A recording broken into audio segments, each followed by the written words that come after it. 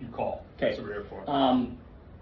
Physio, so I'm gonna go down and figure out what to do. Start that in a couple weeks, like Yeah, actively doing yeah, it, or yeah. just like a little bit here. A and little there? bit. Still maintain those restrictions, no BLTs. Yeah, not for more than sure. 10 pounds. And that's about 6 weeks.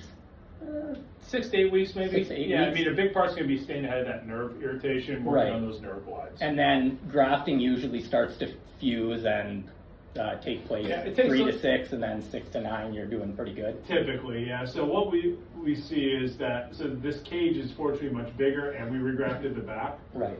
So it's stable now. If it doesn't heal, wobbling would occur like what happened last Right. time. So by about 3 months, we know it's stable enough to do your thing. Okay. Then when we push it on a little bit further, that's when we know, it gets gradually more and more mature with time. So Right. bone kind of forms almost like when you cut your skin, you get a scab first, and that's pretty stable. Mhm. But over time, it actually forms in Right. as bone. And then with the interbody cage and then the plate on the front, it's so much more solid with the two together, right?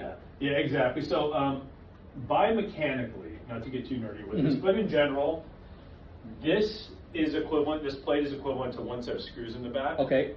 This cage also has screws in it, so this cage is actually more stable than the old screws in the back we Right. had. So this is biomechanically a more stable one, but also its fusion is much more robust simply due to the size. Right. And it's packed with grafting, BMP, and Loaded everything. with it. Yeah, BMP's in there. And that goes all around the L5 S1 on the outside and the So, transverse. and yeah, everything? it typically, the maximum fills in through here, but what we do see is it leaks around the outside Okay. too, in that area, so the whole disc ends up getting filled with it. Perfect. It doesn't leak to the transverse process area, but that's why we regrafted these areas back here. Okay, perfect. And that's with allograft and BMP? I didn't use BMP in the back. No? I did a different type, it's called DBM. Okay. So basically, it's a type of bone graft. The BMP is the strongest. Okay. There's some potential downsides with BMP. Partially, and this is not the full reason, partially is cost, very Mhm. expensive. Right.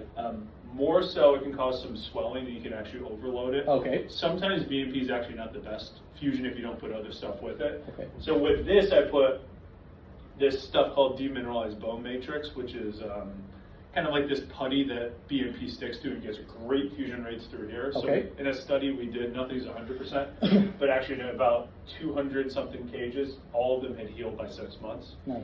So partially it's just being able to scrape all the disc out the big cage as well. Great. But then in the back I use that demineralized bone matrix, which is great fusion. Awesome. Sweet.